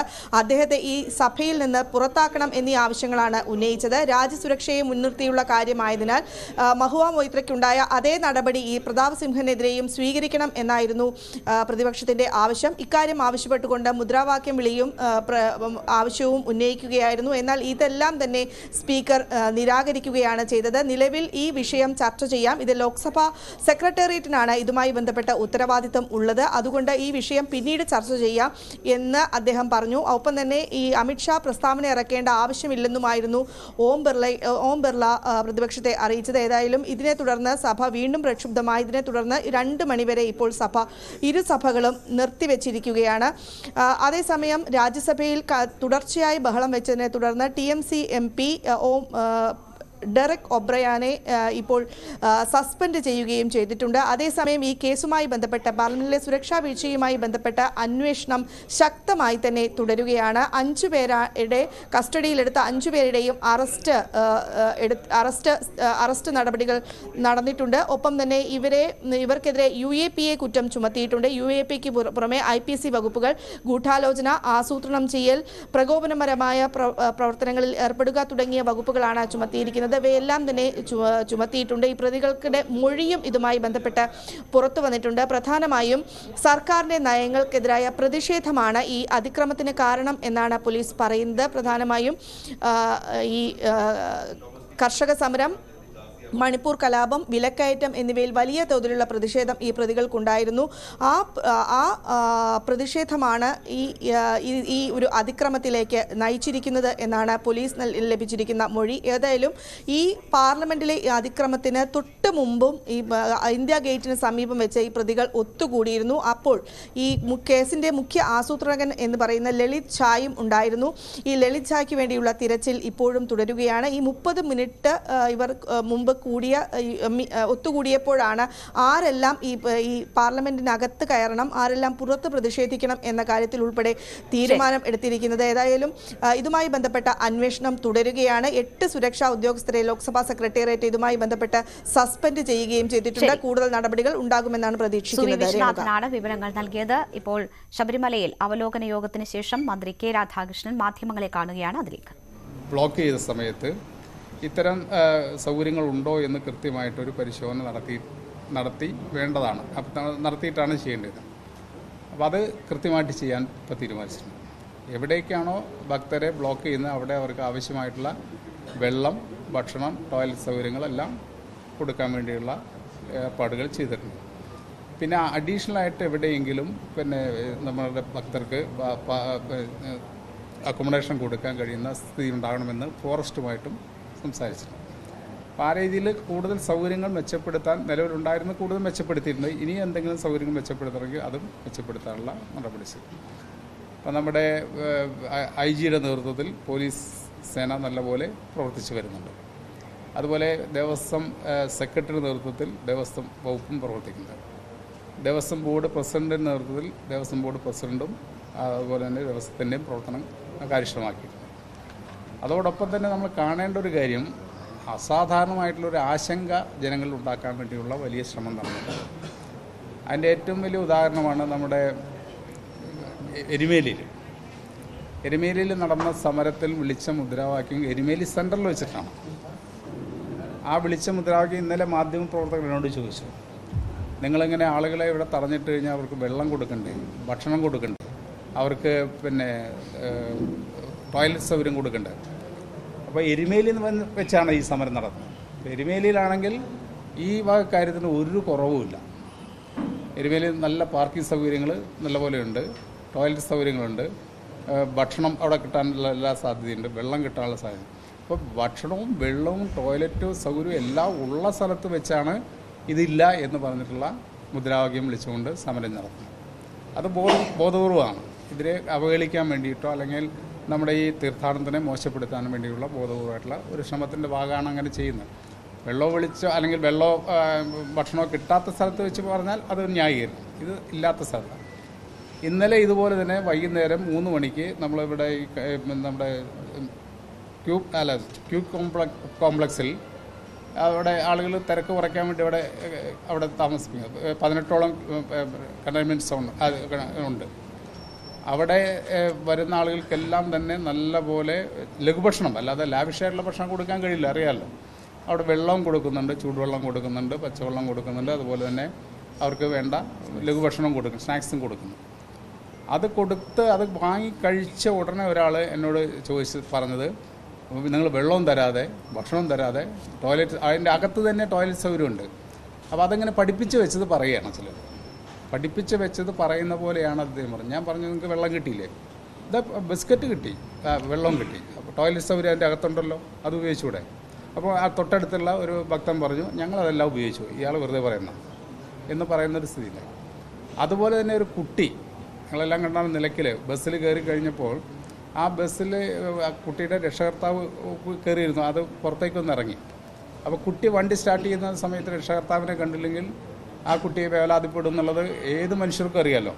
ഇപ്പോൾ എല്ലാവരും മക്കളുള്ള ആളുകളാണല്ലോ. നമ്മൾ കുട്ടികൾ ഒറ്റപ്പെട്ടു പോകുമ്പോൾ, രക്ഷകർത്താക്കൾ വിട്ടുപോകുമ്പോൾ അവർ പെട്ടെന്ന് ആശങ്ക വരും. അത് വലിയ രീതിയിൽ നമ്മളെ കുട്ടിയുടെ കണ്ണുനീര് വീഴ്ത്തി എന്ന് പറഞ്ഞുകൊണ്ടെന്ന് സമരമാണ്. അതാ കൃത്യമായിട്ട് അവർ പറഞ്ഞു. ഇത് ഇദ്ദേഹത്തിൻ്റെ പേര്, ആ രക്ഷകർത്താവ് ഇറങ്ങി എന്തോ സാധനം മേടിക്കാൻ പോയ സമയത്ത് വണ്ടി സ്റ്റാർട്ട് ചെയ്തപ്പോൾ കുട്ടി നോക്കുമ്പോൾ രക്ഷകർത്താവിനെ കാണാനില്ല. അപ്പോൾ ആ കുട്ടി സ്വാഭാവികമായിട്ടും കരയും. നമ്മളൊക്കെ അങ്ങനെ ചെറുപ്പത്തിൽ ചെയ്തില്ല. അത് ഒരു അന്തർദേശീയ വാർത്തയാക്കി മാറ്റി ഇവിടെ ശബരിമലയിൽ കുഞ്ഞുങ്ങളുടെ കണ്ണുനീര് വീഴ്ത്തുകയാണെന്ന് പറഞ്ഞു. ഒരു കുഞ്ഞുങ്ങളുടെയും കണ്ണുനീര് വീഴ്ത്തുന്നില്ല, ഒരു ഭക്തൻ്റെയും കണ്ണുനീര് വീഴ്ത്തുന്നില്ല. ഭക്തർക്ക് ആവശ്യമായിട്ടുള്ള എല്ലാ സൗകര്യങ്ങളും ചെയ്തു കൊടുത്തിട്ടുണ്ട്. പിന്നെ ചില ആശങ്കകൾ ഉണ്ടാക്കാൻ വേണ്ടിയുള്ള വലിയ ശ്രമങ്ങൾ നടത്തുന്നുണ്ട്. അതൊന്ന് പിന്തിരിയണമെന്നാണ് ദേവസ്വം വകുപ്പിന് വേണ്ടി അഭ്യർത്ഥിക്കാനുള്ളത്, ഗവൺമെൻറ്റിന് വേണ്ടി അഭ്യർത്ഥിക്കാനുള്ളത്. കാരണം ശബരിമല എന്ന് പറയുന്നത് കേവലം ഒരു ഗവൺമെൻറ്റിൻ്റെ ഒരു സ്ഥാപനം മാത്രമല്ല, നമ്മുടെ നാടിൻ്റെ ആകെ പ്രധാനപ്പെട്ട ഒരു തീർത്ഥാടന കേന്ദ്രമാണ്. അതിൻ്റെ നന്മയെ തല്ലി തകർക്കാൻ വേണ്ടിയുള്ള ഒരു ഇടപെടലും ആരും നടത്താൻ പല രീതിയിലുള്ള സമരങ്ങൾ നടത്താൻ വേണ്ടിയുള്ള ആലോചനകളാണ്. ഒന്നും കിട്ടുന്നില്ലെങ്കിൽ ഇത് ശബരിമല എടുക്കുക. ശബരിമല വിശ്വാസത്തിൻ്റെ പേരിൽ ആളുകളെ ഇളക്കി വിടാൻ കഴിയുമെന്നാണ്. അങ്ങനെ വിശ്വാസത്തിൻ്റെ പേരിൽ ജനങ്ങളെ ഇളക്കി വിട്ട് കഴിഞ്ഞാൽ അതിൻ്റെ ദുരന്തമൊക്കെ തന്നെ കണ്ടവരാണ് നമ്മൾ. അത് നമ്മുടെ രാജ്യത്ത് കണ്ടുകൊണ്ടില്ല എനിക്ക് തോന്നുന്നു. പക്ഷെ അതിനെതിരെ ഒരു പ്രതികരണമാണ്, ചില ഒരു പ്രതിഷേധം പെടുന്ന സംഘടിപ്പിക്കട്ടെ, ആരെങ്കിലും ചെയ്യണ്ടേ. അപ്പോൾ ഈ ശബരിമലയ്ക്ക് വേണം അവർക്ക് വേണ്ട സൗകര്യങ്ങൾ ഗവൺമെൻറ് കണ്ണു തുറന്ന് ചെയ്തു കൊടുക്കണം എന്ന് പറഞ്ഞിട്ടാണ് ജില്ലാ കോൺഗ്രസ് പറയുന്നത്. അതെങ്ങനെയൊക്കെയാണ് പരിപാടി? ധാരണയാണ്. ഇവിടെ കുറച്ച് കഴിഞ്ഞാൽ ഞങ്ങൾ എല്ലാവരും ഈ 2 ഒന്നുമില്ല, പ്രതീകാത്മകമായിട്ടുള്ള പ്രസംഗം ഞങ്ങൾ ഇതിനെക്കുറിച്ച് പറഞ്ഞ് അവസാനിക്കും. പക്ഷേ ഇതിനകത്ത് തയ്യാറാക്കിയിരിക്കുന്ന കാർഡ് ഒരു കുഞ്ഞ് കരയുന്നതാണ്. പക്ഷേ അതിൻ്റെ അച്ഛനെ കാണാതെ കരയുന്നതാണ്. അതിൽ കോൺഗ്രസിന്റെ ജില്ലാ കമ്മിറ്റി ഇറക്കിയിരിക്കുന്ന കാർഡ് ഇല്ല, അങ്ങനെയല്ല. ഞങ്ങൾ ജില്ലാ കമ്മിറ്റി അങ്ങനെ ഒരു സംഭവം ഇറക്കിയിട്ടില്ല. അല്ല, അതിലൊരു കാർഡ് ജില്ലാ കമ്മിറ്റിയുടെ പേരിൽ ഇറക്കിയിരിക്കുന്നത് അച്ഛനെ കാണാതായ ഒരു കുഞ്ഞ് കരയുന്നതും പിന്നീട് അച്ഛൻ തിരിച്ചു വരുന്നതുമായ വീഡിയോ പുറത്ത്. എനിക്ക് അങ്ങനെ ഒരു പേജുമില്ല, ഞാനത് കൈകാര്യം ചെയ്യുന്നില്ല. എന്നിട്ട് വേണ്ട ജില്ലാ കമ്മിറ്റി. കോൺഗ്രസിന്റെ പേരിൽ വരുമ്പോൾ കോൺഗ്രസ് ജില്ലാ കമ്മിറ്റി അത് പലരും കൊടുക്കുന്നുണ്ട്. അത് എനിക്ക് ഒരു ബന്ധമൊന്നുമില്ല, ജില്ലാ കമ്മിറ്റി ഒരു ബന്ധമില്ല. അതായത് കോൺഗ്രസിന്റെ പേരിൽ ഉള്ള ആ കാർഡിൽ തനിക്ക് ഉത്തരവാദിത്തമില്ല, അത് മറ്റാരോ നൽകിയത്. ഇത് ശബരിമലയിലെ വിഷയം, ആ കുഞ്ഞ് കരയുന്നതോ അതുമായി ബന്ധപ്പെട്ടുകൊണ്ടുള്ള ഒരു രാഷ്ട്രീയ ഉദ്ദേശം ഇതിനകത്തില്ല എന്ന് തന്നെയാണ് DCC പ്രസിഡന്റ് പറയുന്നത്. പക്ഷേ ശബരിമലയിലെത്തുന്ന ഭക്തരോട് സർക്കാരിൻ്റെ സമീപനം, അവിടുത്തെ അടിസ്ഥാന സൗകര്യമില്ലാതെ അവിടുത്തെ ആളുകൾ നരകിക്കുകയാണ് എന്നും DCC പ്രസിഡന്റ് തങ്കപ്പൻ പറയുന്നു. ക്യാമറാമാൻ പ്രജിത്ത് കോങ്ങാടിനൊപ്പം S വിനേഷ് കുമാർ, News 18 പാലക്കാട്. വയനാട് വാകേരിയിൽ മനുഷ്യനെ ആക്രമിച്ചു കൊന്ന കടുവയെ തിരിച്ചറിഞ്ഞു. വയനാട് വന്യജീവി സങ്കേതത്തിലെ WWL45 എന്ന കടുവയാണ് മനുഷ്യനെ ആക്രമിച്ചു കൊന്നത്. മൃഗസംരക്ഷണ വകുപ്പ് അസിസ്റ്റന്റ് ഡയറക്ടർ അരുൺ സഖറിയ വാകേരിയിലെത്തി കടുവയ്ക്കായുള്ള തെരച്ചിലിന് കുങ്കിയാനയെ എത്തിച്ചു. കലൂർ കൊമ്പൻ എന്ന കുങ്കിയാനയെ മുത്തങ്ങ ആനപ്പന്തയിൽ നിന്നാണ് എത്തിച്ചത്. കടുവയെ ട്രാക്ക് ചെയ്തതായി വനംവകുപ്പ് അറിയിച്ചു. പുതിയ കാൽപ്പാടുകളും ക്യാമറ ചിത്രങ്ങളും ലഭിച്ചിട്ടുണ്ട്. മേഖലയിൽ ജനങ്ങൾക്ക് ജാഗ്രതാ നിർദ്ദേശം നൽകി വെടിവെച്ച് കൊല്ലാൻ നടപടികളുമായി മുന്നോട്ടു പോകുമെന്ന് വനമന്ത്രി AK ശശീന്ദ്രൻ പറഞ്ഞു. WWL45 എന്ന ഇനത്തിൽപ്പെട്ട വനംവകുപ്പിന്റെ ഡാറ്റാ ബേസിൽ ഉൾപ്പെട്ട കടുവയാണ് ഈ കടുവ. ഇത് അനുയോജ്യമായ സ്ഥലത്തെത്തിയാൽ വെടിവെച്ച് കൊല്ലുന്നതിനുള്ള എല്ലാ നടപടികളും സ്വീകരിച്ചു കഴിഞ്ഞിട്ടുണ്ട്. ഇനിയുള്ള മണിക്കൂറുകളിൽ ഈ കടുവയെ വെടിവെക്കാനുള്ള എല്ലാ നടപടികളുമാണ് സ്വീകരിക്കുക. ജനങ്ങൾ ഉദ്യോഗസ്ഥന്മാർ സ്വീകരിക്കുന്ന നടപടിയോടൊപ്പം സഹകരിക്കണമെന്ന് വിനീതമായി അഭ്യർത്ഥിക്കുകയാണ്. ജനക്കൂട്ടത്തിന്റെ സാന്നിധ്യം ഈ കടുവയെ വെടിവെക്കുന്നതിന് തടസ്സമായി നിൽക്കുമെന്ന വസ്തുത മനസ്സിലാക്കി ഉദ്യോഗസ്ഥന്മാരുമായി സഹകരിക്കണമെന്ന് അഭ്യർത്ഥിക്കുന്നു.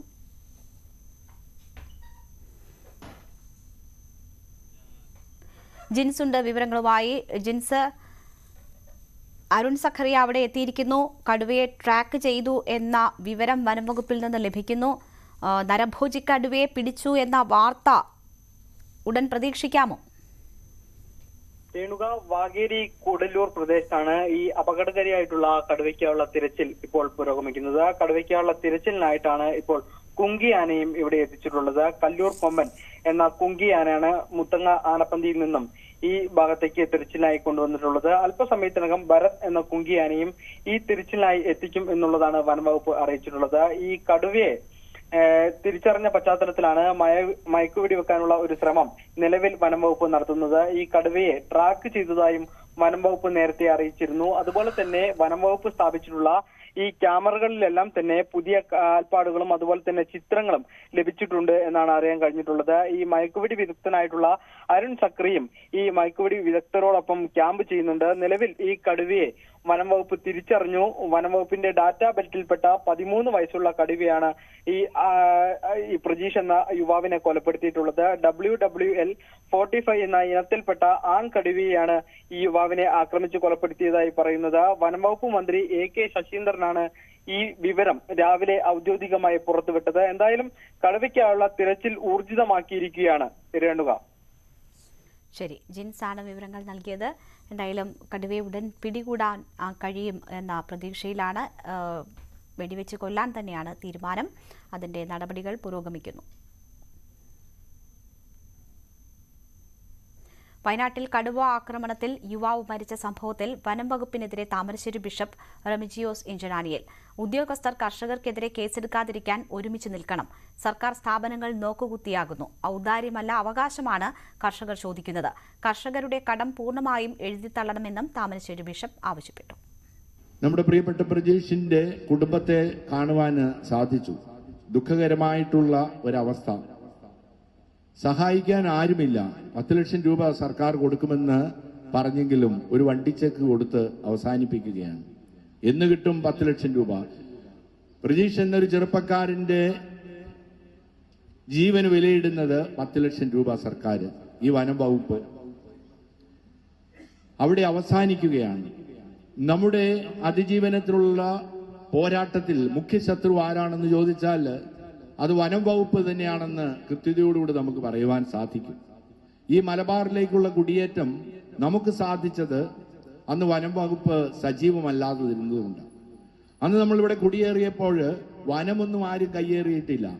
വനം കയ്യേറിയെന്ന് ഉദ്യോഗസ്ഥരാണ് നമ്മെ കുറ്റപ്പെടുത്തുക. നമുക്കറിയാം ഇവിടെയുള്ളവർ ആരാണ് വനം കയ്യേറിയതെന്ന്. ഇവിടെ എല്ലാം നമ്മൾ പണം കൊടുത്ത് തന്നെയാണ് ഈ സ്ഥലങ്ങളെല്ലാം വാങ്ങുകയും അതിജീവനത്തിനുള്ള ജീവിക്കുവാനുള്ള നമ്മുടെ അവകാശം ഉറപ്പിക്കുകയും ചെയ്തത്. കടുവാഭീതി തുടരുന്ന വാഗേരിയിലെ കാപ്പി കർഷകർ പ്രതിസന്ധിയിൽ. കടുവയെ ഭയന്ന് കാപ്പിത്തോട്ടത്തിലേക്ക് തൊഴിലാളികളെ കിട്ടാനില്ല എന്നാണ് ഇവരുടെ പരിഭവം. വിളവെടുക്കാൻ പാകമായ കാപ്പി പറിക്കാൻ തൊഴിലാളികളെ കിട്ടാത്തത് കർഷകർക്ക് വലിയ സാമ്പത്തിക പ്രതിസന്ധി ഉണ്ടാക്കുന്നു. ക്ഷീര കർഷകർക്ക് പുറമെ വാഗേരിയിലെ കാപ്പി കർഷകരുടെ ജീവിതവും കടുവാ ഭീഷണി മൂലം പ്രതിസന്ധിയിലാണ്. കാപ്പി പഴുത്ത് വീഴുന്ന അവസ്ഥയിലും പറമ്പിൽ പണിക്കിറങ്ങാൻ കഴിയാത്ത ഗതികേടിലാണ് കർഷകർ. പ്രധാന വരുമാന മാർഗമായ കാപ്പി കൃഷി ചെയ്യുന്ന 100 കണക്കിന് കർഷകരാണ് ഈ പ്രദേശത്തുള്ളത്. കാപ്പി പറിക്കാൻ തൊഴിലാളികളെ ലഭിക്കാത്തത് കാരണം ലക്ഷക്കണക്കിന് രൂപയുടെ കാപ്പി നശിക്കുകയാണ്. ഞങ്ങളുടെ ഒരു വരുമാന മാർഗമുള്ളത് ഞങ്ങൾക്ക് കാപ്പിയേ ഉള്ളൂ. അത് പറിക്കാനാണെങ്കിൽ ഇപ്പോൾ ഇനി ആരും വിളിച്ചാലും വരില്ല. ഞങ്ങൾക്ക് താഴെ പുറത്തോട്ട് ഇറങ്ങി നടക്കാൻ പേടിയാണ്. മക്കളെയൊക്കെ സ്കൂളിൽ വിടുന്നുണ്ട്. അവർ വരുമ്പോഴത്തേക്ക് ഞങ്ങൾ ജീവനും കൊണ്ട് ഇവിടെ പേടിച്ചിട്ടാണ് ഇരിക്കുന്നത്. അവർ വന്ന് വീട്ടിൽ കയറിയാലേ ഞങ്ങൾക്ക് സമാധാനം ഉണ്ടാവുള്ളൂ. കർഷകരെ സംബന്ധിച്ച് ഇപ്പം ഒരു ജനങ്ങൾ പോലും ഇങ്ങോട്ട് കിട്ടാത്ത ഒരു പണിയെടുക്കാൻ പറ്റുക, ഈ കാപ്പി പറിക്കാനോ അല്ലെങ്കിൽ ഒരു കവുങ്ങിൻ്റെ തോട്ടിൽ കവുങ്ങ് അടയ്ക്ക പറിക്കാനോ ഒന്നും പറ്റാത്ത ഒരു അവസ്ഥയാണുള്ളത്. ആരും വരാത്ത ഒരു സാഹചര്യമാണ് ഈ മൂടക്കൊല്ലി കൂടല്ലൂർ വാഗേരി പ്രദേശത്തുള്ളത്. അപ്പോൾ കർഷകനെ സംബന്ധിച്ച് ഇത്തരം കാര്യങ്ങൾ വരുമ്പോൾ വളരെ ബുദ്ധിമുട്ടുള്ള സാഹചര്യമാണുള്ളൂ. കർഷകനെ സംരക്ഷിക്കുന്നതിന് വേണ്ടി സർക്കാരിൻ്റെ ഭാഗത്തുനിന്ന് എന്തെങ്കിലും അടിയന്തരമായ ഒരു സഹായം വേണമെന്നാണ് ഞങ്ങൾക്ക് പറയാനുള്ളത്. വേട്ടയാടുന്ന കടുവയെ ഭയന്ന് കർഷകർക്ക് പോലും തോട്ടങ്ങളിലേക്ക് ഇറങ്ങാൻ കഴിയാത്ത സ്ഥിതിയാണ്. വർദ്ധിച്ചുവരുന്ന വന്യജീവി സംഘർഷം ചെറുകിട കാപ്പി കർഷകർക്കിടയിൽ വലിയ ആശങ്കയാണ് ഉണ്ടാക്കിയിരിക്കുന്നത്. ന്യൂസ് 18 വയനാട്. സംസ്ഥാനത്തിന്റെ ധനസ്ഥിതിയെക്കുറിച്ച് ഗവർണർ വിശദീകരണം ചോദിച്ചതിൽ പ്രതികരിച്ച് മുഖ്യമന്ത്രി. ഗവർണർ വിശദീകരണം ചോദിക്കേണ്ടത് കേന്ദ്രത്തോടാണ്. ഗവർണർക്ക് മറുപടി കൊടുക്കുന്ന കാര്യം ആലോചിക്കുന്നു. പരാതി വന്നാൽ ഫോർവേഡ് ചെയ്താൽ മറുപടി പറയുകയല്ല സർക്കാരിന്റെ ബാധ്യതയെന്ന് മുഖ്യമന്ത്രി പറഞ്ഞു. ഗവർണർ സർക്കാരിനോടൊരു കാര്യം ചോദിച്ചാൽ ആ കാര്യത്തിന് ഗവർണറുടെ കാര്യത്തിന് മറുപടി കൊടുക്കണമല്ലോ. പക്ഷേ അതിൻ്റെ രീതിയാണ് ഞാൻ നേരത്തെ ചോദ്യം ചെയ്തത്. ഏതെങ്കിലും ഒരാൾ എന്തെങ്കിലും ഒരു പെറ്റീഷൻ അയച്ചു കൊടുത്താൽ ആ പെറ്റീഷൻ്റെ മേലെ വിശദീകരണം ചോദിക്കുകയല്ല ഗവർണർ ചെയ്യേണ്ടത്. ആ പെറ്റീഷനിൽ പറയുന്ന കാര്യങ്ങൾ ഗവർണർക്ക് ബോധ്യമുള്ളതാണെങ്കിൽ ഗവർണർ സംസ്ഥാനത്തോട് ചോദിക്കണം, സംസ്ഥാന ഗവൺമെൻറ്റിനോട് ചോദിക്കണം. അപ്പോഴാണ് സംസ്ഥാന ഗവൺമെൻറ് മറുപടി പറയാൻ ബാധ്യത. മറ്റേ ഓരോ പെറ്റീഷൻ്റെയും മേലെ അത് ഫോർവേഡ് ചെയ്ത് അയച്ചാൽ അതിന് മറുപടി പറയാനല്ല സംസ്ഥാന ഗവൺമെൻറ് ബാധ്യതപ്പെട്ട് നിൽക്കുന്നത്. ആ ഭാഗമാണ് ഞാൻ നേരത്തെ ചൂണ്ടിക്കാണിച്ചത്. ഗവർണർ അയച്ച കത്തിന് അതിൻ്റെതായ മറുപടി അതെങ്ങനെ കൊടുക്കണം എന്നുള്ളത് ആലോചിക്കാറുണ്ട്. ഗവർണറെ തടഞ്ഞ സംഭവത്തിൽ 7 SFI പ്രവർത്തകരുടെ ജാമ്യ ഹർജി തള്ളി. പൊതുമുതൽ നശിപ്പിക്കൽ അടക്കമുള്ള കുറ്റമാണ് ചുമത്തിയിരിക്കുന്നത്. SFIക്കാരുടെ പ്രതിഷേധം നിയന്ത്രിക്കുന്നതിലെ വീഴ്ച മനഃപൂർവ്വമല്ലെന്ന് തിരുവനന്തപുരം കമ്മീഷണർ CH നാഗരാജു DGPക്ക് റിപ്പോർട്ട് നൽകി. പ്രതിഷേധം കണക്കിലെടുത്ത് അധിക സുരക്ഷ ഒരുക്കിയിരുന്നു. പാളയം ഭാഗത്ത് കടകളിൽ ഒളിച്ചിരുന്ന പ്രതിഷേധക്കാർ കുതിച്ചു ചാടിയത് അപ്രതീക്ഷിതമായിരുന്നുവെന്നും റിപ്പോർട്ടിൽ പറയുന്നു. ഗവർണറുടെ വാഹനത്തിൽ അടിക്കുന്ന തരത്തിലേക്ക് പ്രതിഷേധം മാറിയത് ഇങ്ങനെയാണ്. റിപ്പോർട്ടിൽ ആർക്കെതിരെയും നടപടിക്ക് നിർദ്ദേശമില്ല. ചാൻസലർ കൂടിയായ ഗവർണർക്കെതിരെ ഉന്നത വിദ്യാഭ്യാസ മന്ത്രി R. ബിന്ദു. മെറിറ്റ് അടിസ്ഥാനത്തിലുള്ള പട്ടിക മറികടന്ന് ഗവർണർ സർവകലാശാലയിൽ നൽകുന്നതായി മന്ത്രി ആരോപിച്ചു. വിദ്യാഭ്യാസ മേഖലയിലുള്ളവർ പ്രതികരിക്കുന്നത് സ്വാഭാവികമെന്ന് മന്ത്രി പറഞ്ഞു. സർവകലാശാല മെറിറ്റിനെ അടിസ്ഥാനപ്പെടുത്തി നൽകിയിട്ടുള്ള ലിസ്റ്റ് നിരുപാധികം മാറ്റിവെച്ചുകൊണ്ട് തങ്ങളുടെ ഇഷ്ടപ്രകാരം, സ്വന്തം ഇഷ്ടപ്രകാരം വ്യക്തിനിഷ്ഠമായിട്ടുള്ള സമീപനത്തിന്റെ അടിസ്ഥാനത്തിൽ നാമനിർദ്ദേശം ചെയ്യുക എന്നുള്ളത് ചാൻസലർക്ക് ചെയ്യാൻ പാടുള്ളതായിട്ടുള്ള ഒരു കാര്യമല്ല. ഇതുമായി ബന്ധപ്പെട്ട് സ്വാഭാവികമായിട്ടും വിദ്യാർത്ഥി സംഘടനകളിൽ നിന്നും വിദ്യാഭ്യാസ മേഖലയുമായി ബന്ധപ്പെട്ട് നിൽക്കുന്ന അതിൽ താല്പര്യമുള്ളവരുടെ ഭാഗത്തു നിന്നുമൊക്കെ പ്രതിഷേധം ഉണ്ടാവുക എന്നുള്ളത് സ്വാഭാവികമാണ്. ലക്ഷദ്വീപിലെ സ്കൂളുകളിൽ എന്തുകൊണ്ട് കേരള സിലബസ് ഒഴിവാക്കിയെന്നതറിയില്ല. ഏത് സിലബസ് വേണമെന്ന വിദ്യാർത്ഥികളുടേത് അവകാശമാണ്. തീരുമാനം പിൻവലിക്കണമെന്ന് കേരള സർക്കാർ ആവശ്യപ്പെട്ടതായി വിദ്യാഭ്യാസ മന്ത്രി പറഞ്ഞു. മുഖ്യമന്ത്രിയെ കരിങ്കൊടി കാണിക്കുമ്പോൾ അപരാധമാവുകയും അല്ലാത്തപ്പോൾ അപരാധമല്ലാതാവുകയും ചെയ്യുന്നത് ഇരട്ടത്താപ്പെന്ന് രമേശ് ചെന്നിത്തല. ഗവർണർ പ്രാണരക്ഷാർത്ഥം കാറിൽ നിന്ന് ഇറങ്ങിയതാകുമെന്നും ചെന്നിത്തല പറഞ്ഞു. 3 തവണ ഗവർണറെ വഴിയിൽ തടഞ്ഞ് കരിങ്കോടി കാണിക്കുകയും അദ്ദേഹത്തിൻ്റെ കാറിടിച്ച് അദ്ദേഹം പറഞ്ഞ കാര്യമാണ്.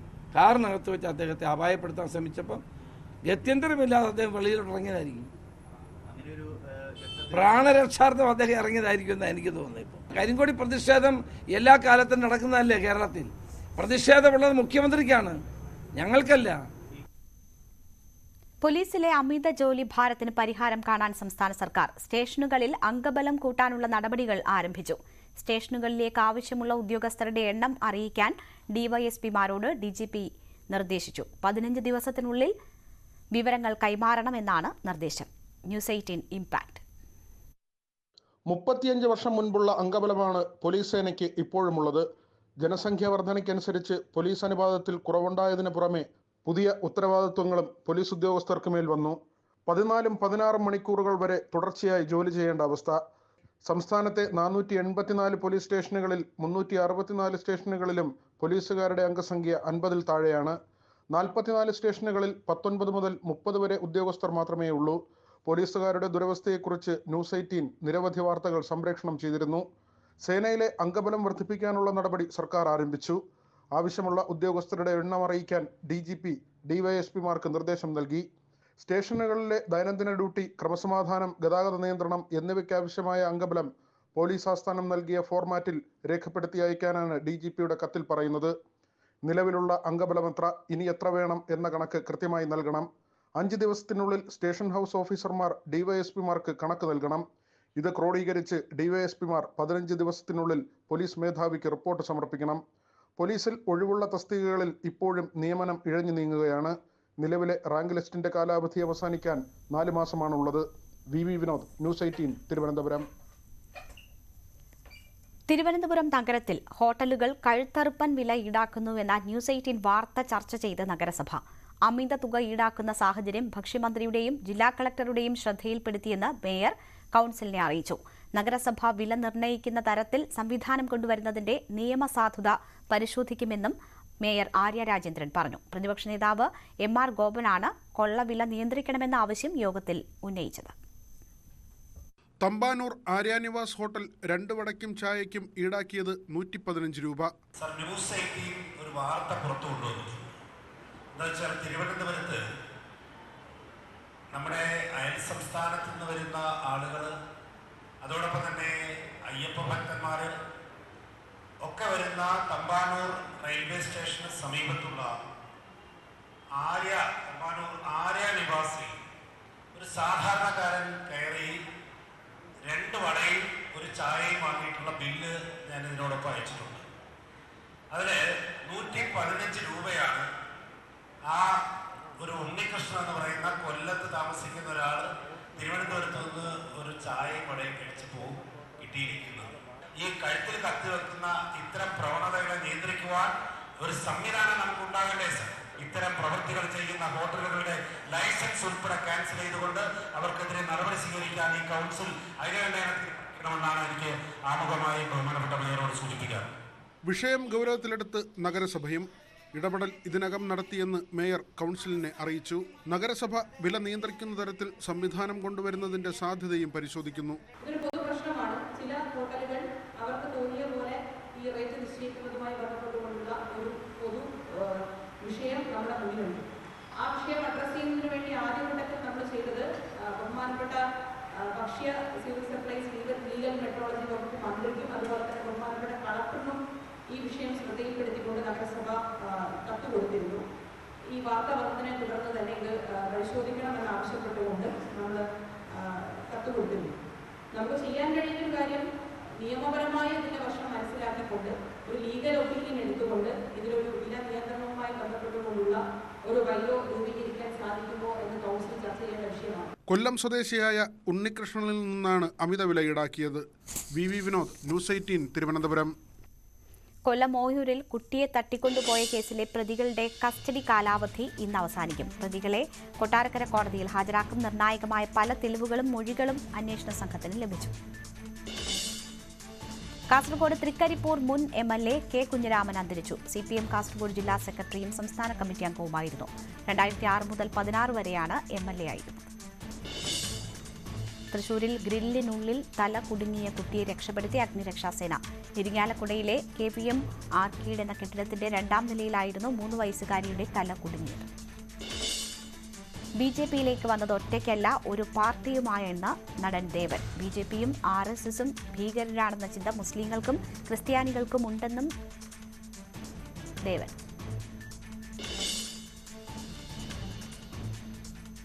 നവകേരള സദസ് എന്തിനു വേണ്ടിയുള്ളതാണെന്ന് രമേശ് ചെന്നിത്തല. പ്രതിപക്ഷത്തെ കുറ്റം പറയാൻ വേണ്ടിയുള്ളതാണോ അതോ അവാസ്തവമായ കാര്യങ്ങൾ പറയാനുള്ളതാണോ? ശബരിമലയിൽ പോലീസ് ഇല്ലെങ്കിൽ കേന്ദ്രസേനയെ വിന്യസിക്കണമെന്ന് പറയുന്നതിൽ എന്ത് തെറ്റാണുള്ളതെന്നും ചെന്നിത്തല ചോദിച്ചു. കൊല്ലം ആസ്ഥാനമായ യൂണിക് ഗ്രീൻ ഫുഡ്സിന്റെ ബ്രാൻഡായ യൂണിക് ടേസ്റ്റ് പുതിയ 3 അച്ചാറുകൾ വിപണിയിൽ അവതരിപ്പിച്ചു. ഇതോടൊപ്പം നോർത്ത് റീജിയണൽ ഓഫീസിന്റെയും സ്റ്റോക്ക് പോയിന്റിന്റെയും ഉദ്ഘാടനം Kozhikode Sayyid Sadiqali Shihab Thangal Malabar group of companies chairman MP Ahmed നൽകി നിർവഹിച്ചു. യൂണിക് ടേസ്റ്റ് ബ്രാൻഡ് 3 പതിറ്റാണ്ടുകളായി പരമ്പരാഗതമായ രീതിയിൽ തയ്യാറാക്കിയ 150-ലധികം ഭക്ഷ്യോൽപ്പന്നങ്ങൾ ഗുണനിലവാരവും രുചിയും ഉറപ്പുവരുത്തി വിപണിയിൽ എത്തിക്കുമെന്ന് KIMS health care director AK Mukhtar പറഞ്ഞു. സ്പോർട്സ് വാർത്തകൾ. ഇന്ത്യൻ സൂപ്പർ ലീഗിൽ കേരള ബ്ലാസ്റ്റേഴ്സ് ഇന്ന് പഞ്ചാബ് FCയെ നേരിടും. രാത്രി 8 മണിക്ക് ഡൽഹിയിലാണ് മത്സരം. കോച്ച് ഇവാൻ ബുക്കാമനോവിച്ചും ക്യാപ്റ്റൻ അഡ്രിയാൻ ലോണയും ഇല്ലാതെയാണ് ബ്ലാസ്റ്റേഴ്സ് ഇറങ്ങുന്നത്. റഫറിയെ വിമർശിച്ചതിന്റെ പേരിലാണ് ഇവാൻ ബുക്കാമനോവിച്ചിന് സസ്പെൻഷൻ. സഹപരിശീലകൻ ഫ്രാങ്ക് ഡോവൻ ആയിരിക്കും പകരക്കാരൻ. ലൂണയ്ക്ക് ഏറ്റ പരുക്കാണ് ബ്ലാസ്റ്റേഴ്സിന് വലിയ തിരിച്ചടിയായിരിക്കുന്നത്. ദീർഘകാലത്തേക്ക് ലൂണയ്ക്ക് പുറത്തിരിക്കേണ്ടി വരും എന്ന് റിപ്പോർട്ടുണ്ട്. പോയിന്റ് പട്ടികയിൽ ബ്ലാസ്റ്റേഴ്സ് 2ാം സ്ഥാനത്തും പഞ്ചാബ് 11ാം സ്ഥാനത്തുമാണ്. മത്സരം രാത്രി 7 മുതൽ ന്യൂസ് 18 കേരളയിൽ തത്സമയം കാണാം. ഇന്നത്തെ സ്വർണ്ണം, വെള്ളി, പ്ലാറ്റിനം നിരക്കുകൾ. തരകൻസ് റോയൽ ജ്വല്ലറി ഇന്നത്തെ സ്വർണ്ണവില ബ്രോട്ട് യു ബൈ പൈതൃകത്തിന്റെ പൊന്നിന് പുതുമയുടെ മുദ്രണം. Tharakans royal jewellery, Kunnamkulam. സ്വർണം ഗ്രാമിന് 5740 രൂപ, പവന് 45,920 രൂപ. വെള്ളി ഗ്രാമിന് 79 രൂപ, കിലോയ്ക്ക് 79,000 രൂപ. പ്ലാറ്റിനം ഗ്രാമിന് 3,359 രൂപ. തരകൻസ് റോയൽ ജ്വല്ലറി ഇന്നത്തെ സ്വർണ്ണവില ബ്രോട്ട് യു ബൈ പൈതൃകത്തിന്റെ പൊന്നിന് പുതുമയുടെ മുദ്രണം. Tharakans royal jewellery, Kunnamkulam. വാർത്തയിൽ ഇന്ന് പൂർണ്ണമാവുകയാണ്. കൂടുതൽ വാർത്തകൾക്കും വിശദാംശങ്ങൾക്കും malayalam.news18.com സന്ദർശിക്കുക.